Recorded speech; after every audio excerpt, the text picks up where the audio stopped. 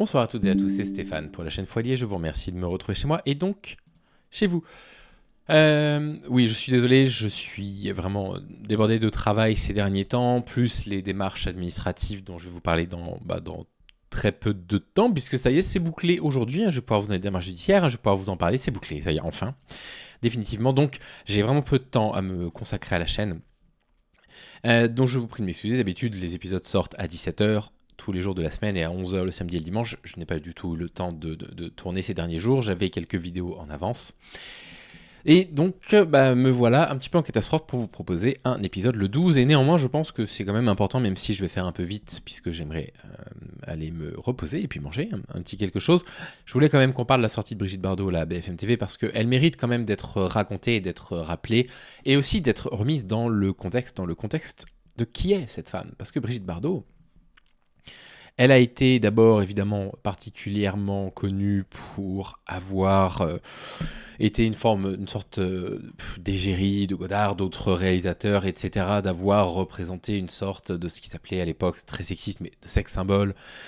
Bref, si vous voulez, c'est une personne qui a été sexualisée quand elle était assez jeune actrice, dans le milieu du cinéma qui est un milieu particulièrement rempli d'agresseurs, d'agressions sexuelles, etc.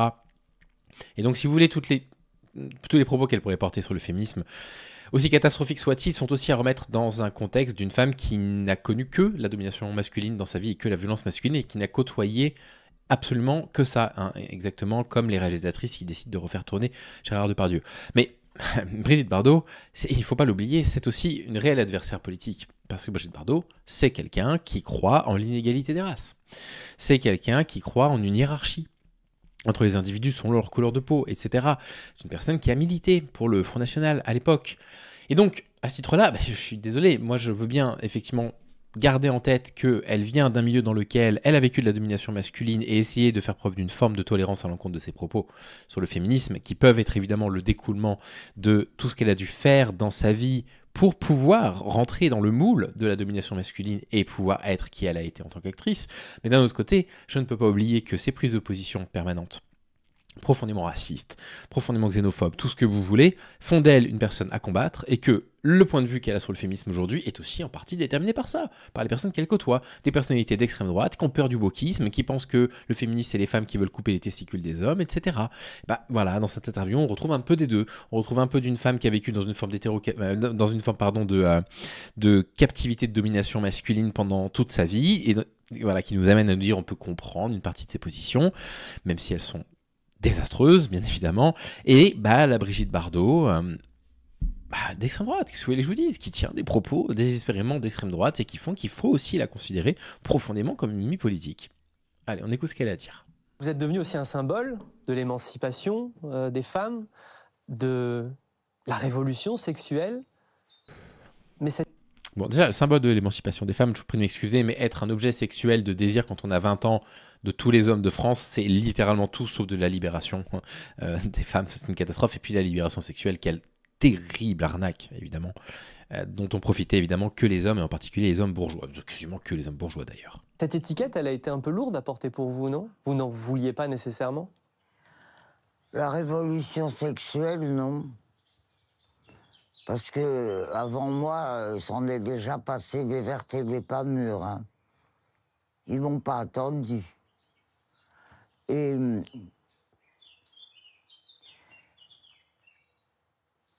le féminisme, c'est pas mon truc. Alors vraiment sans transition. Le féminisme, c'est pas mon truc. Oui, ça on le sait que c'est pas votre truc. Mais écoutez ce qu'elle va dire du féminisme, c'est vraiment un désastre. On ne comprend pas pourquoi BFM TV, je sais pas, montre ça. Du coup, on voit pas trop l'intérêt, parce que, pour le coup, enfin, vous voyez, et puis très jeune, quelqu'un qui a aussi le droit, malgré tout le mal que je pense de Brigitte Bardot, vous n'avez pas idée d'à quel point je transpire de colère contre cette personne de tous les pores de ma peau. Bon, elle mérite aussi de mourir un peu dignement. Bon, là, c'est un coup à se manger... j'allais dire un cyberharcèlement, elle est pas sur les réseaux, hein, cette dame. Mais je vois pas trop l'intérêt de sortir ça, si ce n'est juste faire parler, écouter ce qu'elle dit du féminisme. Je vois pas pourquoi BFM l'a gardé, l'a pas coupé. Moi, j'aime bien les mecs. Je sais pas, pour le féminisme, j'aime bien les mecs. Sous-entendu que les féministes, c'est d'ailleurs très intéressant, un jour il faudra qu'on en parle, mais c'est tout le drame de la majorité des féministes. Bah, elles sont, je sais pas combien il y a de, je n'ai strictement aucune idée, je vais dire n'importe quoi, mais mettons qu'il y ait, je sais pas, 5% des femmes lesbiennes et bi et 95% hétérosexuelles, c'est bien le drame des féministes, c'est que 95% d'entre elles sont hétérosexuelles, c'est tout le drame en réalité, c'est tout l'enjeu justement de ce truc-là, de se dire mais comment, enfin, vous voyez ce que je veux dire, de trouver une sorte d'équilibre entre le fait de se dire mais d'avoir une haine profonde à l'encontre des hommes en tant que groupe social et malgré tout d'être attiré sexuellement par des hommes. Et Brigitte Bardot, elle fait fi complètement de tout ça, elle n'a pas la moindre idée de ce dont elle parle, elle vous dit moi je ne suis pas féministe, j'aime les hommes. Sous-entendu que les féministes n'aimaient pas les hommes du tout, mais enfin, vous comprenez ce qu'est là où elle ne met absolument pas le doigt. Et puis, encore une fois, c'est rentrer dans ce truc de le féminisme, c'est un mouvement de haine des hommes, alors que les hommes, depuis littéralement l'histoire de l'humanité, développent une haine des femmes. Sauf que la différence entre la haine des hommes et la haine des femmes, c'est que la haine des femmes, les hommes, ils ont construit une société structurée par ça, qui fonctionne de cette façon-là, qui reproduit de la violence et qui s'auto-justifie. C'est pas du tout la même chose. Et qui ensuite crée des structures de pouvoir dans lesquelles ils vont conserver le pouvoir, dans lesquelles ils vont pouvoir traiter les femmes comme des objets sexuels, dans lesquelles ils vont pouvoir les violer, justifier que les viols... Ouais, vous voyez ce que je veux dire. Mais on peut aimer les mecs et être féministe. Non.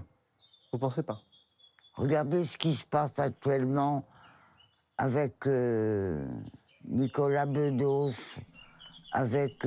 Oui, alors juste, désolé à ma femme, hein, qui du coup ne peut donc pas être féministe et m'aimer en tant qu'homme. Voilà, donc en fait, soit ça veut dire que je suis pas un homme, bon, soit ça veut dire qu'elle est pas féministe.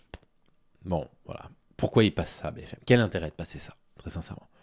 Quel intérêt de passer ces propos, hein. J'en veux plus à BFM qu'à elle, hein, quelque part. Depardieu. Encore une fois, le problème, c'est que vous allez me dire pourquoi j'en parle, mais j'en parle précisément parce que ce discours-là est un discours qui, du coup, médiatique qui va être entendu. Enfin, je veux dire, ce truc de BFM, là, il a été entendu. Oh là là, 480 000 fois sur les réseaux sociaux. Enfin, je veux dire, encore heureux qu'il faut qu'on revienne sur ces propos-là et dire attention, ce qui est dit là, c'est une bêtise. Le féminisme, c'est pas un courant qui déteste les hommes. Les hommes, si vous découvrez le féminisme par la chaîne Le Fou Allié, ce serait bien que vous entendiez de ma bouche que ce qu'on vous a dit du féminisme dans vos milieux masculins ou dans le milieu d'extrême droite, c'est faux. C'est ça qui est pénible, c'est qu'il faut quand même pouvoir répondre à ça et dire ce qui est en train d'être décrit n'est pas la réalité. C'est les divagations, voilà, d'une femme qui plus du tout de son temps, quoi, et qui devrait foutre la paix, la BFM. Avec des gens qui ont du talent, qui sont formidables, qui ont du talent. Il n'y en a pas 36 qui ont du talent. Déjà, à titre personnel, je ne trouve pas que Nicolas Bedos ait particulièrement de talent. Je suis désolé. On a des comédiens français qui ont du talent. C'est vrai, il y en a quelques-uns, mais Nicolas Bedos ne fait pas partie. Deuxièmement, Nicolas Bedos peut avoir tout le talent du monde.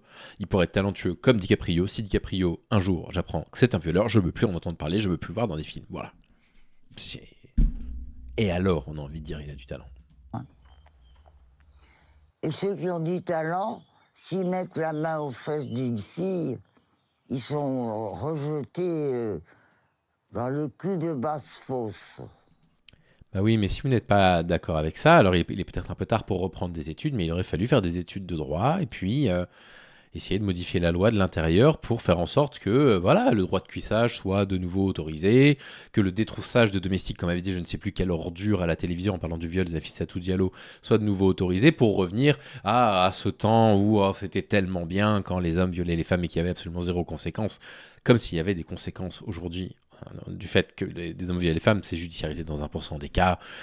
Les peines judiciaires sont relativement peu efficaces, pas très réparatrices pour les femmes. Et puis, dans les autres cas, les personnes qui ont commis des agressions sexuelles ou qui ont été dénoncées comme telles, ils n'ont pas de sanctions sociales. Vous le voyez bien en ce moment avec l'affaire qui touche la gauche Internet. Il n'y a pas de conséquences sociales. Les mecs sont passés de 15 800 €, je crois, de Tipeee à 13 500. Voilà, 13 500 par mois. Qu'est-ce que vous voulez que je vous dise? Il n'y a pas de conséquences sociales. C'est pénible d'entendre ça. Mais le talent, ça n'excuse pas tout non plus, Brigitte. Ça n'excuse pas tout. Ça excuse déjà qu'on pourrait au moins les laisser continuer à vivre. Ils peuvent plus. Mais j'ai raté un épisode où on a exécuté Nicolas Bedos, parce que évidemment, j'oserais toujours toute ma vie, quelles que soient les circonstances opposées à la peine de mort, bien évidemment, à l'évidence, mais du coup, il a été condamné à mort, parce qu'on lui a interdit de vivre, Nicolas Bedos. Ils ne peuvent plus vivre. La justice doit travailler quand même. Ben, je crois qu'après ce qui leur est arrivé, ils vont pas trouver beaucoup de travail. Hein. Bah oui, mais le truc, c'est que si Nicolas Bedos, la justice estime que c'est encore dangereux de le mettre en présence de jeunes femmes, et bah du coup, qu'est-ce qu'elle déclare? Elle le déclare coupable, elle lui met une peine assez sévère, d'1 an de prison, je crois. Si la justice estime qu'il n'y a pas de risque, il n'est pas condamné. Donc à partir du moment où la justice l'a condamné en tant qu'agresseur sexuel et que derrière il ne donne pas de gage d'avoir compris, qu'il ne donne pas de gage pour nous rassurer sur le fait que ce genre de choses ne se reproduiront pas, bah c'est pas bien grave en fait, qu'il ne fera pas de cinéma, il fera autre chose, parce qu'il va pas mourir pauvre, hein, cet homme, il faut pas oublier que c'est le fils de Guy Bedos, hein, et puis qu'il a amassé quand même pas mal de pognon dans sa vie, d'une part, et puis bah d'autre part, entre un ultra riche bourgeois blanc qui continue à gagner de l'argent et des femmes qui pourraient potentiellement être violées par cet homme-là, bah, qu'est-ce qu'on choisit pour projet de société? C'est ça qui va pas dans ces discours-là, vous le savez bien sûr. Mais moi je comprends pas pourquoi BFM donne la parole à Brigitte Bardot, parce que ça nous oblige à redébunker ce type de propos encore une fois, et ça nous oblige à le faire avec une dame qui pue de son temps, quoi, qui est une énorme fachotte, je suis désolé de le dire, personnalité qui est une pure ennemie politique, qui se retrouve à avoir un petit peu de, voilà, un mec de BFM qui l'a fait parler sur tout et n'importe quoi, et rien n'est coupé au montage, c'est un désastre. J'en veux un peu à BFM, s'il n'y avait que ça pour lequel on leur en voudrait, ça irait, mais bon. Bref, douche, dîner, dodo, voilà, c'est mon avenir dans les 25 prochaines minutes. Je vais essayer de sortir des vidéos dans les prochains jours. Pas sûr que j'y arrive régulièrement. Voilà, demain je rentre un tout petit peu plus tôt que prévu puisqu'il ne fera pas encore nuit au moment où je rentrerai. Donc peut-être que je pourrai tourner quelques vidéos d'avance. Mais ne soyez pas surpris si jamais dans les prochains jours il y a moins de vidéos sur la chaîne que d'habitude. Tout va bien. Aucune circonstance si ce n'est que je suis un peu débordé en ce moment. Allez, sur ce, prenez soin de vous. À bientôt les amis.